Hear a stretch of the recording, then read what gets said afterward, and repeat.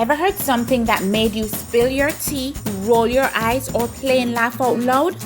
Welcome to Say What Now TV, your place for daily content on tongue-slipping, mind-bending social issues and trending topics around the world. Be amazed, get annoyed, be entertained. Welcome to another episode of Say What Now TV. Today's episode takes us to the island of Jamaica. In the last 2 years, more than 3 states of emergency have been declared by the government. Since the start of 2021, sections of the island have been placed on the state of emergency twice by the government in a bid to curtail crime. The first occurred in March after the killing of 48 people in the space of 3 months. The most recent declaration was made on November 14. Areas designated include South St. Andrew, Kingston West, Kingston Central, Kingston East, and all of the parishes of St. James, Hanover, and Westmoreland. Since the start of the year, there has been 1,240 victims of murder. There has been an increase in violent crimes from 16% to a record 57%. Jamaica is not a military state, so a state of emergency is generally frowned upon. It is believed that the conditions for a state of emergency does not apply to the decisions being made by the government. The masses are divided in the views on the state of emergency, and the needle fluctuates between for and against on a daily basis.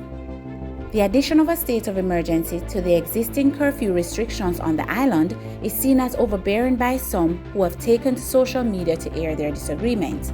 The Prime Minister too has been vocal via social media as he tries to explain the effectiveness of using the state of emergency to reduce crime.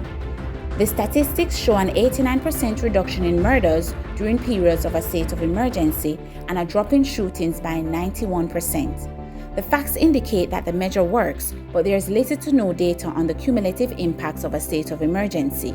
In the absence of supporting research, it is hard to deny that the greater good is being served.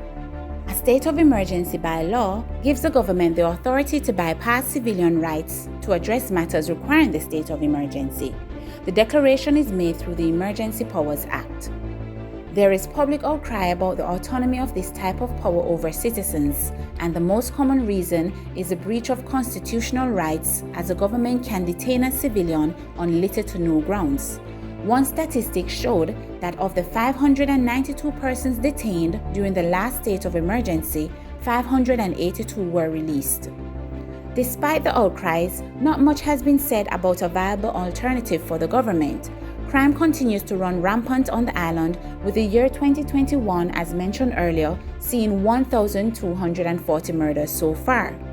Among 22 Latin American and Caribbean countries, Jamaica has the highest homicide rate, with 46.5 murders committed every 100,000 inhabitants. The crime rate of the island is among the top 5 countries in the world. It has been stated that the justice system is failing to identify and arrest criminals, so naturally there is an absence of the fear of being caught. The public perception is that you pretty much get away with anything in Jamaica. The social implications of a state of emergency is echoed mostly by persons who do not have to face terror in their communities by the hand of criminals. Much of the dialogue concerns the nuisance of being trapped in traffic due to checkpoints being established at the designated zones. The perception of "not in my backyard" is evident as majority of the views expressed concern personal interests. There are voices that speak out to the risk of injustice to persons, especially men, that live in the zones identified. History has shown that some persons have been wrongfully accused and some remain in lockup since the last state of emergency. It appears that the collateral damage of a state of emergency is being overlooked for the greater good of reducing crime. The views vary on the side of the affected. Some residents in designated areas welcome the state of emergency as they face the daily reality of living in fear. One woman stated that she will finally be able to sleep with both of her eyes closed at night. Some people recount past injustices met to them and their families during a state of emergency and remain pensive as they face another. Voices of those living in the hotspots need to be magnified to balance the perspectives being shared in the public arena.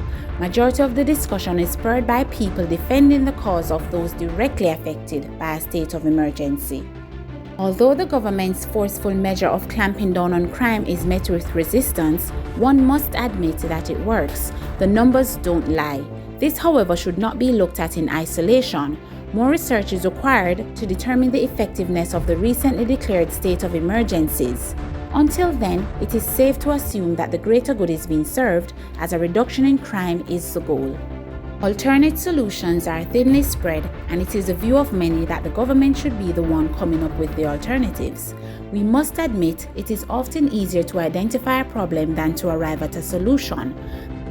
The latter will require the coming together of minds to address the problems associated with the implementation of a state of emergency in Jamaica. There needs to be a shifting of the conversation from the negative aspects of a state of emergency to what can be done in future to alleviate crime.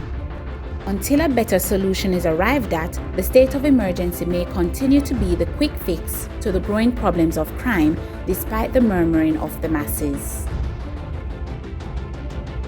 Share your views in the comments below and be sure to like, share and subscribe. Also check out another episode of Say What Now TV.